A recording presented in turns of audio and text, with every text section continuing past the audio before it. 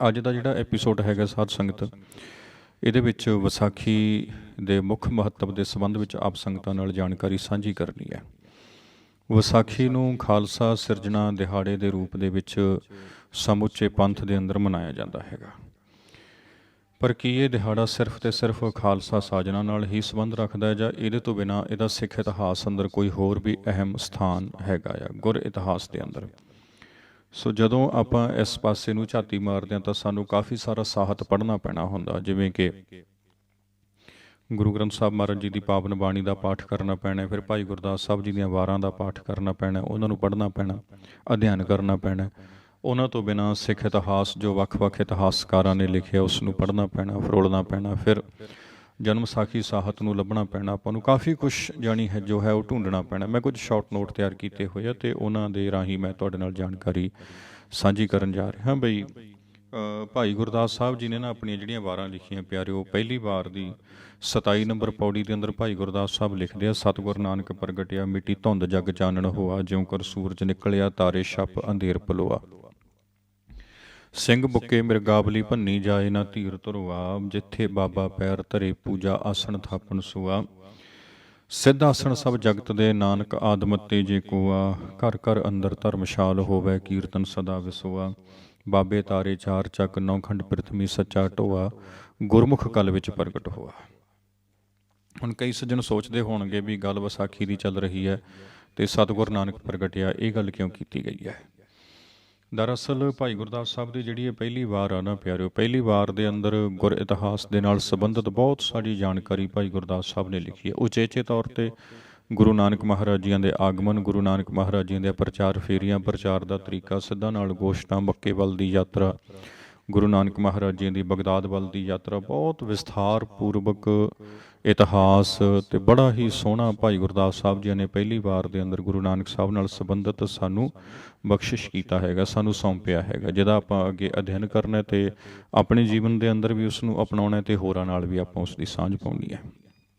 ਸੋ ਇਹਦੇ ਵਿੱਚ ਭਾਈ ਸਾਹਿਬ ਲਿਖਦੇ ਹੈ, ਸਤਿਗੁਰ ਨਾਨਕ ਪ੍ਰਗਟਿਆ ਮਿੱਟੀ ਧੁੰਦ ਜਗ ਚਾਨਣ ਹੋਆ, ਹੈ ਨਾ। ਇਹ ਵਾਰ ਆ, ਪਹਿਲੀ ਵਾਰ ਦੀ 27 ਨੰਬਰ ਪੌੜੀ ਹੈ, ਇਹ ਆਪ ਜੀ ਨੇ ਚੇਤਾ ਰੱਖਣਾ। ਹੁਣ ਵਾਰ ਦਾ ਇੱਕ ਤਰੀਕਾ ਹੁੰਦਾ ਹੈ, ਗੁਰਬਾਣੀ ਵਿਆਖਿਆ ਨਾਲ ਜੁੜੇ ਹੋਏ ਸੱਜਣ ਆਪ ਜੀ ਜਾਣਦੇ ਹੋ, ਜਿਹੜੇ ਵੱਖ-ਵੱਖ ਪ੍ਰਚਾਰਕਾਂ ਨੂੰ ਸੁਣਦੇ ਹੋ ਜਾਂ ਖੁਦ ਵੀ ਅਧਿਐਨ ਕਰਦੇ ਹੋ। ਆਪਾਂ ਪਹਿਲਾਂ ਵੀ ਇੱਕ ਦੋ ਵੀਡੀਓ ਦੇ ਵਿੱਚ ਪਿੱਛੇ ਗੱਲ ਸਾਂਝੀ ਕੀਤੀ ਹੈ ਕਿ ਜਦੋਂ ਸ਼ਬਦ ਨੂੰ ਆਪਾਂ ਸਮਝਣਾ ਹੁੰਦਾ ਤਾਂ ਸ਼ਬਦ ਦਾ ਜੋ ਰਹਾਓ ਦਾ ਪਤਾ ਹੁੰਦਾ, ਉਹਦੇ ਅੰਦਰ ਸ਼ਬਦ ਦੀ ਮੁੱਖ ਗੱਲ ਕੀਤੀ ਗਈ ਹੁੰਦੀ ਹੈ। ਇਸੇ ਤਰ੍ਹਾਂ ਜਦੋਂ ਆਪਾਂ ਵਾਰ ਨੂੰ ਸਮਝਣਾ ਹੁੰਦਾ ਤਾਂ ਵਾਰ ਦੀ ਜਿਹੜੀ ਪੌੜੀ ਹੁੰਦੀ ਹੈ, ਪੌੜੀ ਦੀ ਅੰਤਲੀ ਤੁਕ ਅੰਦਰ ਉਸ ਪੌੜੀ ਦਾ ਜਿਹੜਾ ਮੁੱਖ ਵਿਸ਼ਾ ਉਹ ਪਿਆ ਹੁੰਦਾ ਵਾ, ਵੀ ਕਿਹੜੇ ਵਿਸ਼ੇ ਉੱਪਰ ਗੱਲ ਕੀਤੀ ਗਈ ਹੈ। ਸੋ ਅੱਜ ਦੀ ਇਹ ਪੌੜੀ ਹੈਗੀ ਹੈ ਜੀ 27 ਨੰਬਰ, ਪਹਿਲੀ ਵਾਰ ਭਾਈ ਗੁਰਦਾਸ ਸਾਹਿਬ ਦੀ ਰਚਨਾ, ਅਤੇ ਇਸ ਦੀ ਅੰਤਲੀ ਪੌੜੀ ਹੈਗੀ ਆ, ਗੁਰਮੁਖ ਕਲ ਵਿੱਚ ਪ੍ਰਗਟ ਹੋਆ। ਗੁਰਮੁਖ ਕਲ ਵਿੱਚ ਪ੍ਰਗਟ ਹੋਆ, ਗੁਰਮੁਖ ਦਾ ਅਰਥ ਹੈਗਾ ਮੁਖੀ ਗੁਰੂ, ਮੁਖੀ ਗੁਰੂ ਦਾ ਮਤਲਬ ਗੁਰੂ ਨਾਨਕ ਸਾਹਿਬ। ਕਲ ਵਿੱਚ ਪ੍ਰਗਟ ਹੋਆ, ਗੁਰੂ ਨਾਨਕ ਸਾਹਿਬ ਮੁਖੀ ਗੁਰੂ ਕਲਯੁਗ ਦੇ ਵਿੱਚ ਪ੍ਰਗਟ ਹੋਏ।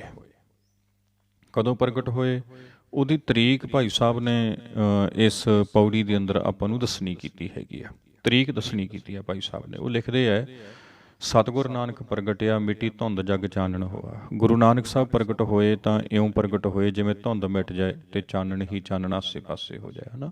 ਜਿਉਂ ਕਰ ਸੂਰਜ ਨਿਕਲਿਆ ਤਾਰੇ ਛਪ ਅੰਧੇਰ ਪਲੋਆ, ਜਿਵੇਂ ਸੂਰਜ ਨਿਕਲ ਆਵੇ ਤਾਰੇ ਛਪ ਜਾਣ ਅਤੇ ਹਨੇਰਾ ਖਤਮ ਹੋ ਜਾਏ।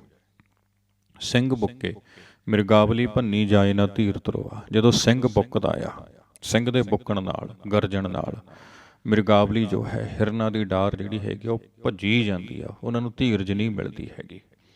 ਜਿੱਥੇ ਬਾਬਾ ਪੈਰ ਧਰੇ ਪੂਜਾ ਆਸਣ ਥਾਪਣ ਸੁਆ, ਜਿਹੜੀ ਵੀ ਥਾਂ ਦੇ ਉੱਪਰ ਜਾ ਕੇ ਗੁਰੂ ਨਾਨਕ ਮਹਾਰਾਜ ਨੇ ਚਰਨ ਪਾਏ ਉਹ ਥਾਵਾਂ ਪੂਜਣਯੋਗ ਹੋ ਗਈਆਂ, ਸਨਮਾਨਯੋਗ ਹੋ ਗਈਆਂ। ਸਿੱਧ ਆਸਣ ਸਭ ਜਗਤ ਦੇ ਨਾਨਕ ਆਦਮਤੇ ਜੇ ਕੋਆ, ਇਸ ਭਾਰਤ ਦੇ ਜਿੰਨੇ ਵੀ ਸਿੱਧ ਆਸਣ ਸਨ, ਸਿੱਧਾਂ ਦੀਆਂ ਥਾਵਾਂ ਸਨ, ਸਿੱਧ ਮੱਤੇ ਸਨ, ਗੁਰੂ ਨਾਨਕ ਮਹਾਰਾਜ ਨੇ ਜਦੋਂ ਉਹਨਾਂ ਥਾਵਾਂ ਦੇ ਉੱਪਰ ਜਾ ਕੇ ਧਰਮ ਪ੍ਰਚਾਰ ਕੀਤਾ ਤਾਂ ਉਹ ਥਾਵਾਂ ਨਾਨਕ ਆਦ ਮੱਤੇ ਜੇ ਕੋਆ, ਮਤਲਬ ਨਾਨਕ ਮੱਤੇ ਦੇ ਰੂਪ ਦੇ ਵਿੱਚ ਪ੍ਰਗਟ ਹੋ ਗਈਆਂ। ਜਿਵੇਂ ਆਪਣੇ ਕੋਲ ਹੈਗਾ ਨਾ ਪ੍ਰਤੱਖ ਗੋਰਖ ਮੱਤਾ, ਨਾਨਕ ਮੱਤੇ ਦੇ ਰੂਪ 'ਚ ਪ੍ਰਗਟ ਹੋ ਗਿਆ ਹੈ। ਘਰ ਘਰ ਅੰਦਰ ਧਰਮਸ਼ਾਲ ਹੋਵੇ ਕੀਰਤਨ ਸਦਾ ਵਿਸਵਾ, ਘਰ ਘਰ ਅੰਦਰ ਧਰਮਸ਼ਾਲ, ਕਹਿੰਦੇ ਹਰੇਕ ਘਰ ਇਉਂ ਹੈ ਭਾਈ ਜਿਵੇਂ ਹਰੇਕ ਘਰ ਧਰਮਸ਼ਾਲਾ ਬਣ ਗਿਆ ਹੋਵੇ ਕੀਰਤਨ ਸਦਾ ਵਸੋਆ, ਸਦਾ ਵਸੋਏ ਨੂੰ ਕੀਰਤਨ ਹੁੰਦਾ ਹੈ। ਹਰੇਕ ਸਿੱਖ ਦੇ ਘਰ ਅੰਦਰ ਉਤਸਵ ਕੀਤਾ ਜਾਂਦਾ ਇੱਕ, ਹਰੇਕ ਸਿੱਖ ਦੇ ਘਰ ਅੰਦਰ। ਕਿਹੜੇ ਦਿਨ ਕੀਤਾ ਜਾਂਦਾ ਜੀ? ਵਸੋਆ। ਘਰ ਘਰ ਅੰਦਰ ਧਰਮਸ਼ਾਲ ਹੋਵੇ ਕੀਰਤਨ ਸਦਾ ਵਸੋਆ। ਵਸੋਏ ਦੇ ਦਿਨ ਕੀਤਾ ਜਾਂਦਾ ਹੈ। ਅਤੇ ਵਸੋਏ ਦਾ ਅਰਥ ਕੀ ਹੁੰਦਾ? ਤੁਸੀਂ ਇਉਂ ਕਰੋ, ਭਾਈ ਕਾਨ੍ਹ ਸਿੰਘ ਨਾਭਾ ਨੇ ਮਹਾਨ ਕੋਸ਼ ਲਿਖਿਆ, ਉਸ ਮਹਾਨ ਕੋਸ਼ ਦੇ ਅੰਦਰ ਵਸੋਏ ਦਾ ਅਰਥ ਪੜ੍ਹ ਕੇ ਦੇਖੋ ਕੀ ਲਿਖਿਆ। ਉਹਨਾਂ ਨੇ ਵਸੋਏ ਦਾ ਅਰਥ ਲਿਖਿਆ ਵਿਸਾਖ ਮਹੀਨੇ ਦਾ ਪਹਿਲਾ ਦਿਨ, ਯਾਨੀ ਇੱਕ ਵਿਸਾਖ, ਜਿਹੜਾ ਹੁਣ ਆ ਰਿਹਾ ਨਾ, ਆਉਣਾ ਹੁਣ ਇੱਕ ਵਿਸਾਖ। ਵਿਸਾਖ ਮਹੀਨੇ ਦੇ ਪਹਿਲੇ ਦਿਨ ਨੂੰ ਵਸੋਆ ਕਹਿੰਦੇ ਆ ਪਿਆਰਿਓ। ਘਰ ਘਰ ਅੰਦਰ ਧਰਮਸ਼ਾਲ ਹੋਵੇ ਕੀਰਤਨ ਸਦਾ ਵਸੋਆ, ਵੀ ਹਰੇਕ ਘਰ ਦੇ ਅੰਦਰ ਇੱਕ ਵਿਸਾਖ ਵਾਲੇ ਦਿਨ ਕੀਰਤਨ ਹੁੰਦਾ ਭਾਈ, ਧਰਮਸ਼ਾਲ ਬਣ ਜਾਂਦੀ ਹੈ। ਬਾਬੇ ਤਾਰੇ ਚਾਰ ਚੱਕ, ਨੌਖੰਡ ਪਿਰਥਵੀ ਸੱਚਾ ਢੋਆ। ਬਾਬਾ ਜੀ ਨੇ ਚਾਰੇ ਦਿਸ਼ਾਵਾਂ ਦੇ ਵੱਲ ਨੌਖੰਡ ਪਿਰਥਵੀ ਨੂੰ ਸੱਚੇ ਦਾ ਢੋ ਦੇ ਕੇ, ਸੱਚੇ ਦਾ ਆਸਰਾ ਦੇ ਕੇ ਤਾਰ ਦਿੱਤਾ। ਤੇ ਗੁਰਮੁਖ ਕਲ ਵਿੱਚ ਪ੍ਰਗਟ ਹੋਇਆ। ਮੁਖੀ ਗੁਰੂ ਕਲਯੁਗ ਦੇ ਵਿੱਚ ਵਿਸਾਖੀ ਵਾਲੇ ਦਿਨ, ਇੱਕ ਵਿਸਾਖ ਵਾਲੇ ਦਿਨ ਪ੍ਰਗਟ ਹੋਇਆ। ਇਹ ਕਿਹਨੇ ਲਿਖਿਆ? ਭਾਈ ਗੁਰਦਾਸ ਸਾਹਿਬ ਨੇ। ਘਰ ਘਰ ਅੰਦਰ ਧਰਮਸ਼ਾਲ ਹੋਵੇ ਕੀਰਤਨ ਸਦਾ ਵਸੋਆ, ਭਾਈ ਗੁਰਦਾਸ ਸਾਹਿਬ ਨੇ ਲਿਖਿਆ ਪਿਆਰਿਓ ਇਹ, ਵੀ ਇੱਕ ਵਿਸਾਖ ਵਾਲੇ ਦਿਨ ਗੁਰੂ ਨਾਨਕ ਮਹਾਰਾਜ ਸੱਚੇ ਪਾਤਸ਼ਾਹ ਪ੍ਰਗਟ ਹੋਏ ਹਨ। ਗੁਰੂ ਨਾਨਕ ਸਾਹਿਬ ਪ੍ਰਗਟ ਹੋਏ ਹੈ। ਇਹ ਗੱਲ ਭਾਈ ਗੁਰਦਾਸ ਸਾਹਿਬ ਜੀ ਨੇ ਲਿਖੀ ਆ। ਸੋ ਸਾਧ ਸੰਗਤ, ਹੁਣ ਜਿਹੜੀ ਇਹ ਗੱਲ ਭਾਈ ਗੁਰਦਾਸ ਸਾਹਿਬ ਜੀ ਨੇ ਲਿਖੀ ਹੋਈ ਆ, ਇਸ ਗੱਲ ਦੇ ਅਨੁਸਾਰ ਆਪਾਂ ਨੂੰ ਜਿਹੜਾ ਹੈਗਾ ਉਹ ਗੁਰੂ ਨਾਨਕ ਮਹਾਰਾਜ ਜੀ ਦਾ ਪ੍ਰਕਾਸ਼ ਦਿਹਾੜਾ ਇੱਕ ਵਿਸਾਖ ਵਾਲੇ ਦਿਨ ਮੰਨਣਾ ਚਾਹੀਦਾ ਵਾ। ਹੁਣ ਇਹੀ ਕਾਰਨ ਆ ਕਿ ਗੁਰੂ ਅਮਰਦਾਸ ਜੀ ਮਹਾਰਾਜ ਨੇ ਗੋਇੰਦਵਾਲ ਸਾਹਿਬ ਦੀ ਧਰਤੀ ਦੇ ਉੱਪਰ ਇੱਕ ਵਿਸਾਖ ਦਾ ਦਿਨ ਵੱਡੇ ਪੁਰਬ ਦੇ ਰੂਪ 'ਚ ਮਨਾਉਣਾ ਸ਼ੁਰੂ ਕਰ ਦਿੱਤਾ ਸੀ। ਸੰਗਤਾਂ ਇੱਕ ਵਿਸਾਖ ਨੂੰ ਗੋਇੰਦਵਾਲ ਸਾਹਿਬ ਦੀ ਧਰਤੀ 'ਤੇ ਗੁਰੂ ਅਮਰਦਾਸ ਮਹਾਰਾਜ ਜੀ ਦੇ ਹਜ਼ੂਰ ਇਕੱਤਰ ਹੁੰਦੀਆਂ। ਹਰੇਕ ਸਾਲ ਵੱਡਾ ਉਤਸਵ ਹੁੰਦਾ ਅਤੇ ਉੱਥੋਂ ਗੁਰੂ ਨਾਨਕ ਮਹਾਰਾਜ ਜੀ ਦਾ ਆਗਮਨ ਦਿਹਾੜਾ ਜਿਹੜਾ ਹੈਗਾ ਉਹ ਮਨਾਇਆ ਜਾਂਦਾ ਹੋਵੇਗਾ। ਮੈਂ ਇਹ ਅੰਦਾਜ਼ਾ ਲਾ ਸਕਦਾ ਕੇਵਲ ਕਿਉਂਕਿ ਵਿਸਾਖੀ ਦਾ ਦਿਹਾੜਾ ਗੁਰੂ ਅਮਰਦਾਸ ਮਹਾਰਾਜ ਜੀ ਦੇ ਸਮੇਂ ਗੋਇੰਦਵਾਲ ਸਾਹਿਬ ਦੀ ਧਰਤੀ 'ਤੇ ਮਨਾਇਆ ਜਾਂਦਾ ਸੀ, ਬਹੁਤ ਵੱਡੀ ਪੱਧਰ 'ਤੇ ਮਨਾਇਆ ਜਾਂਦਾ ਸੀ। ਅਤੇ ਭਾਈ ਗੁਰਦਾਸ ਸਾਹਿਬ ਤੀਜੇ ਪਾਤਸ਼ਾਹ ਗੁਰੂ ਅਮਰਦਾਸ ਮਹਾਰਾਜ ਦੇ ਭਤੀਜੇ ਨੇ, ਅਤੇ ਭਾਈ ਗੁਰਦਾਸ ਸਾਹਿਬ ਜੀ ਨੇ ਤੀਜੇ ਪਾਤਸ਼ਾਹ, ਚੌਥੇ ਪਾਤਸ਼ਾਹ, ਪੰਜਵੇਂ ਪਾਤਸ਼ਾਹ, ਛੇਵੇਂ ਪਾਤਸ਼ਾਹ ਦੀ ਸੰਗਤ ਕੀਤੀ ਆ। ਅਤੇ ਭਾਈ ਸਾਹਿਬ ਆਪਣੀਆਂ ਵਾਰਾਂ ਅੰਦਰ ਜਦੋਂ ਲਿਖਦੇ ਨੇ ਹੋਵੇ ਕੀਰਤਨ ਸਦਾ ਵਸੋਆ, ਗੁਰੂ ਦੀ ਸੰਗਤ ਵਿੱਚ ਰਹਿਣ ਵਾਲਾ ਗੁਰਸਿੱਖ ਜਦੋਂ ਇਹ ਲਿਖਦਾ ਹੈ ਕਿ ਹਰ ਵਿਸਾਖੀ ਨੂੰ ਕੀਰਤਨ ਹੁੰਦਾ ਸਿੱਖਾਂ ਦੇ ਘਰ 'ਚ, ਧਰਮਸ਼ਾਲ ਜਗਮਗ ਕਰ ਉੱਠਦੀ ਹੈ। ਇਹਦਾ ਮਤਲਬ ਕੀ ਹੈ? ਗੁਰੂ ਨਾਨਕ ਜੀ ਦਾ ਆਗਮਨ ਦਿਹਾੜਾ। ਕਿਉਂਕਿ ਇਹ ਗੱਲ ਭਾਈ ਗੁਰਦਾਸ ਸਾਹਿਬ ਨੇ ਉਸ ਪੌੜੀ 'ਚ ਕੀਤੀ ਹੈ ਜਿੱਥੇ ਭਾਈ ਸਾਹਿਬ ਨੇ ਲਿਖਿਆ ਗੁਰਮੁਖ ਕਲ ਵਿੱਚ ਪ੍ਰਗਟ ਹੋਆ, ਮੁਖੀ ਗੁਰੂ ਕਲਯੁਗ ਵਿੱਚ ਪ੍ਰਗਟ ਹੋਇਆ। ਉਸ ਪੌੜੀ ਅੰਦਰ ਭਾਈ ਗੁਰਦਾਸ ਸਾਹਿਬ ਨੇ ਹੋਵੇ ਕੀਰਤਨ ਸਦਾ ਵਸੋਆ ਲਿਖਿਆ।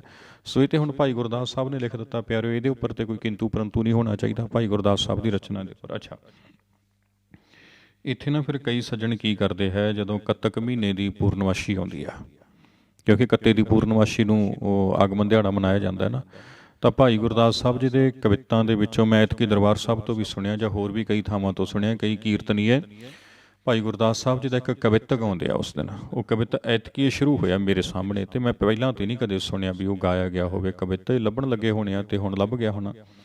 ਕਾਰਤਕ ਮਾਸ ਰੁੱਤ ਸਰਦ ਪੂਰਨਮਾਸ਼ੀ, 8 ਜਾਮ 60 ਘੜੀ ਆਜ ਤੇਰੀ ਵਾਰੀ ਹੈ। ਭਾਈ ਗੁਰਦਾਸ ਸਾਹਿਬ ਜੀ ਦੇ ਕਵਿਤ ਨੇ ਨਾ, ਉਹਨਾਂ ਕਵਿਤਾਂ ਦੇ ਵਿੱਚੋਂ ਇਹ 345ਵਾਂ ਕਵਿਤ ਆ, ਅਤੇ 345ਵੇਂ ਕਵਿਤ ਦੀ ਇਹ ਪਹਿਲੀ ਤੁਕ ਆ। 4 ਤੁਕਾਂ ਦਾ ਕਵਿਤ ਆ ਭਾਈ ਸਾਹਿਬ ਦਾ, ਹਰੇਕ ਕਵਿਤ 4 ਤੁਕਾਂ ਦਾ। ਸਵਈਆ ਨਹੀਂ, ਮੈਂ ਕਵਿਤ ਦੀ ਗੱਲ ਕਰ ਰਿਹਾ। ਕਵਿਤ ਹਰੇਕ ਭਾਈ ਸਾਹਿਬ ਦਾ 4 ਤੁਕਾਂ ਦਾ ਆ, ਅਤੇ ਉਹਦੀ ਪਹਿਲੀ ਤੁਕ ਆ 345ਵੇਂ ਕਵਿਤ ਦੀ, ਕਾਰਤਕ ਮਾਸ ਰੁੱਤ ਸਰਦ ਪੂਰਨਮਾਸ਼ੀ, 8 ਜਾਮ 60 ਘੜੀ ਆਜ ਤੇਰੀ ਵਾਰੀ ਹੈ। ਇਹ ਮਤਲਬ ਆ ਜਿਹੜਾ ਲੰਘਿਆ ਪਿਛਲਾ ਸਾਲ ਆ ਨਾ 2023, ਇਹਦੇ ਕੱਤਕ ਦੇ ਮਹੀਨੇ ਤੋਂ ਇਹਨੂੰ ਮਤਲਬ ਇਹ ਤੁਕ ਨੂੰ ਟੇਕ ਬਣਾ ਕੇ ਦਰਬਾਰ ਸਾਹਿਬ ਤੋਂ ਵੀ ਗਾਇਆ ਗਿਆ, ਹੋਰ ਵੀ ਕਈ ਗੁਰਦੁਆਰਿਆਂ ਤੋਂ ਗਾਇਆ ਗਿਆ, ਤਾਂ ਕਿ ਲੋਕਾਂ ਨੂੰ ਮਤਲਬ ਇਹ ਯਕੀਨ ਦਿਵਾਇਆ ਜਾ ਸਕੇ ਵੀ ਦੇਖੋ ਭਾਈ ਗੁਰਦਾਸ ਸਾਹਿਬ ਜੀ ਨੇ ਲਿਖਿਆ ਕਾਰਤਕ ਮਾਸ ਰੁੱਤ ਸਰਦ ਪੂਰਨਮਾਸ਼ੀ, ਵੀ ਭਾਈ ਸਾਹਿਬ ਨੇ ਕਾਰਤਕ ਮਹੀਨੇ ਦੀ ਸਰਦ ਰੁੱਤ ਦੀ ਪੂਰਨਮਾਸ਼ੀ ਦਾ ਜ਼ਿਕਰ ਕੀਤਾ। ਭਲੇ ਉਹ ਬਿਲਕੁਲ ਕੀਤਾ ਹੈ, ਪਰ ਇਹ 'ਚ ਕਿਤੇ ਇਹ ਨਹੀਂ ਲਿਖਿਆ ਗੁਰਮੁਖ ਕਲ ਵਿੱਚ ਪ੍ਰਗਟ ਹੋਆ। ਇਸ ਕਵਿਤ ਅੰਦਰ ਕਿਤੇ ਭਾਈ ਗੁਰਦਾਸ ਸਾਹਿਬ ਨੇ ਇਹ ਨਹੀਂ ਲਿਖਿਆ ਸਤਿਗੁਰ ਨਾਨਕ ਪ੍ਰਗਟਿਆ। ਸਤਿਗੁਰ ਨਾਨਕ ਸ਼ਬਦ ਦਾ ਕਵਿਤ ਅੰਦਰ ਕਿਤੇ ਨਹੀਂ ਹੈਗਾ। ਜੇ ਹੈਗਾ ਤਾਂ ਮੈਨੂੰ ਦਿਖਾ ਦਿਓ। ਕੋਈ ਵੀ ਪ੍ਰਚਾਰਕ, ਕੋਈ ਵੀ ਕੀਰਤਨੀਆ, ਕੋਈ ਵੀ ਸੱਜਣ ਇਸ ਕਵਿਤ ਦੇ ਅੰਦਰ ਕਿਤੇ ਵੀ ਸਤਿਗੁਰ ਨਾਨਕ ਸ਼ਬਦ ਜੇ ਹੈਗਾ ਤਾਂ ਉਹ ਦਿਖਾ ਦੇ ਮੈਨੂੰ। ਵੀ ਦੇਖੋ ਜੀ ਭਾਈ ਗੁਰਦਾਸ ਸਾਹਿਬ ਨੇ ਕਵਿਤ ਅੰਦਰ ਲਿਖਿਆ ਵਾ ਵੀ ਕਾਰਤਕ ਮਾਸ ਰੁੱਤ ਸਰਦ ਪੂਰਨਵਾਸ਼ੀ 8 ਜਮ 60 ਕਰੀ ਆਜ ਤੇਰੀ ਵਾਰੀ ਹੈ। ਵੀ ਇਹਦੇ 'ਚ ਦੇਖੋ ਜੀ ਗੁਰੂ ਨਾਨਕ ਸਾਹਿਬ ਦਾ ਨਾਮ ਲਿਖਿਆ, ਹੈ ਹੀ ਨਹੀਂ ਕਿਤੇ ਨਾਮ ਭਾਈ ਗੁਰਦਾਸ ਸਾਹਿਬ ਦਾ। ਉਹਨਾਂ ਨੇ ਤੇ ਗੱਲ ਹੀ ਇੱਥੇ ਹੋਰ ਕੀਤੀ ਆ, ਕਿਸੇ ਹੋਰ ਵਿਸ਼ੇ ਉੱਪਰੋਂ ਗੱਲ ਕਰਕੇ ਸਮਝਾ ਰਹੇ ਨੇ। ਸੋ ਐਵੇਂ ਨਾ ਧੱਕੇ ਨਾਲ ਸਾਧ ਸੰਗਤ ਆਪਾਂ ਧੂਕੜੀਸ ਕਰਕੇ ਅਰਥ ਕਰਿਆ ਕਰੀਏ।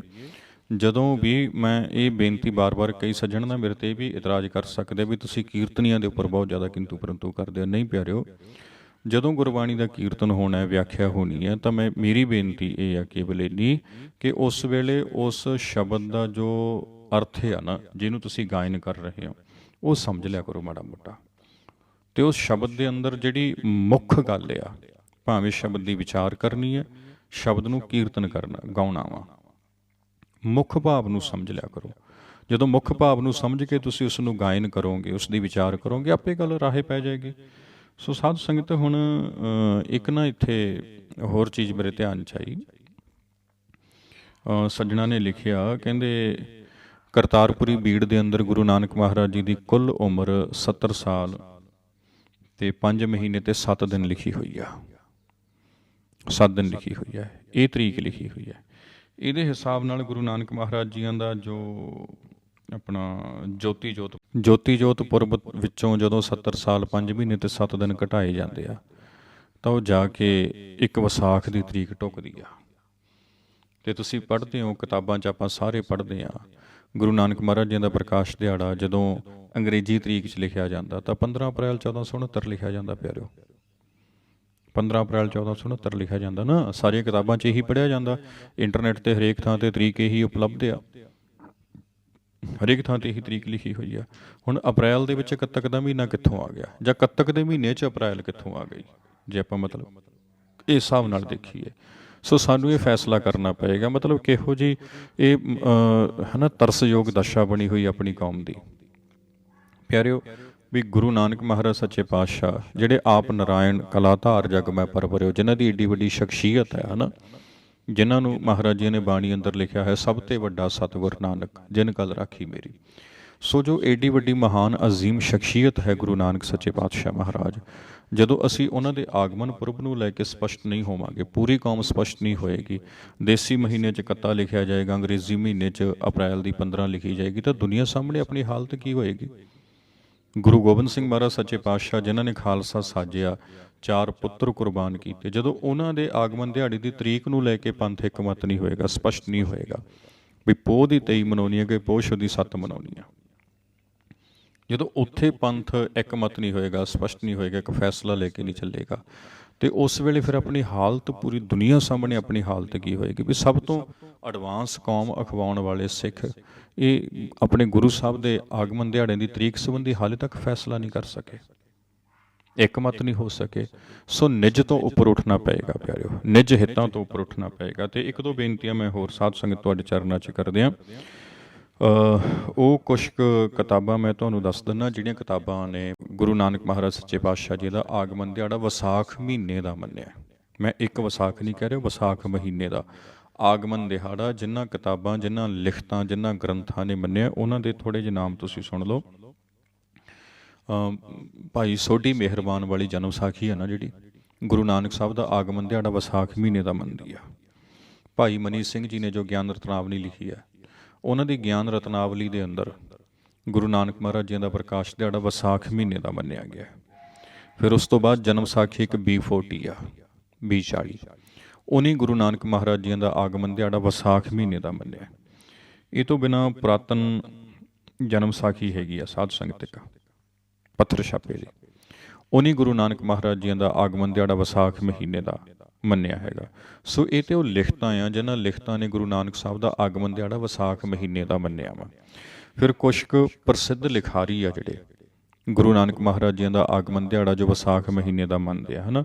ਉਹਨਾਂ ਦੇ ਵਿੱਚੋਂ ਭਾਈ ਕਾਹਨ ਸਿੰਘ ਨਾਭਾ, ਸਰਦਾਰ ਕਰਮ ਸਿੰਘ ਹਿਸਟੋਰੀਅਨ, ਡਾਕਟਰ ਗੰਡਾ ਸਿੰਘ ਹੋਣੀ, ਪ੍ਰੋਫੈਸਰ ਸਾਹਿਬ ਸਿੰਘ ਹੋਣੀ, ਡਾਕਟਰ ਹਰੀ ਰਾਮ ਗੁਪਤਾ ਅਤੇ M.A. ਮੈਕਾਲਿਫ, ਇਹ ਸਾਰੇ ਉਹ ਵਿਦਵਾਨ ਨੇ ਜਿਨ੍ਹਾਂ ਵਿਦਵਾਨਾਂ ਨੇ ਗੁਰੂ ਨਾਨਕ ਮਹਾਰਾਜ ਜੀ ਦਾ ਆਗਮਨ ਦਿਹਾੜਾ ਵਿਸਾਖ ਮਹੀਨੇ ਦਾ ਮੰਨਿਆ। ਹੋਰ ਤੇ ਹੋਰ ਤੁਸੀਂ ਮਤਲਬ ਉਹਨੂੰ ਮੈਕਾਲਿਫ ਨੂੰ ਪੜ੍ਹਿਓ ਨਾ, ਮੈਕਾਲਿਫ ਦੀ ਲਿਖਤ ਪੜ੍ਹਿਓ ਤੁਸੀਂ। ਮੈਕਾਲਫ ਆਪਣੀ ਲਿਖਤ ਅੰਦਰ ਲਿਖਦਾ, ਕਹਿੰਦਾ 1816 ਤੱਕ ਨਨਕਾਣਾ ਸਾਹਿਬ ਦੀ ਧਰਤੀ ਤੇ ਗੁਰੂ ਨਾਨਕ ਸਾਹਿਬ ਦਾ ਆਗਮਨ ਦਿਹਾੜਾ ਵਿਸਾਖ ਦੇ ਮਹੀਨੇ ਮਨਾਇਆ ਜਾਂਦਾ ਸੀ। 1816 ਤੱਕ ਉਹ ਆਪ ਲਿਖਦਾ ਵਿਸਾਖ ਦੇ ਮਹੀਨੇ ਮਨਾਇਆ ਜਾਂਦਾ ਸੀ ਕਹਿੰਦਾ।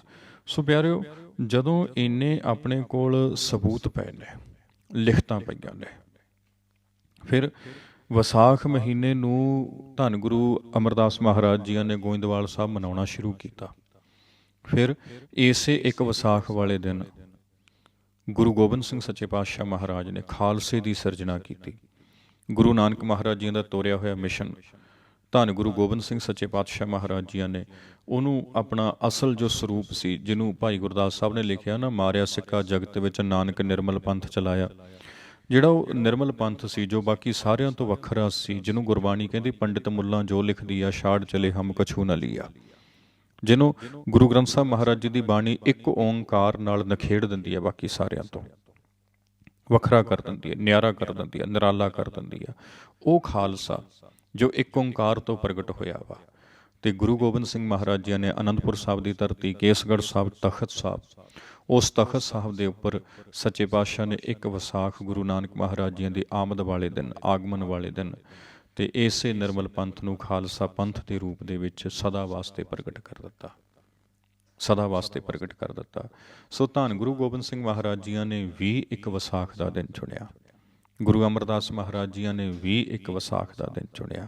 ਸੋ ਇਹ ਆਪਣੇ ਸਾਹਮਣੇ ਕੁਝ ਪ੍ਰਤੱਖ ਉਦਾਹਰਨਾਂ ਆ ਪਿਆਰਿਓ। ਫਿਰ ਲਿਖਤਾਂ ਦੇ ਹਵਾਲੇ ਮੈਂ ਤੁਹਾਨੂੰ ਦੇ ਦਿੱਤੇ ਆ।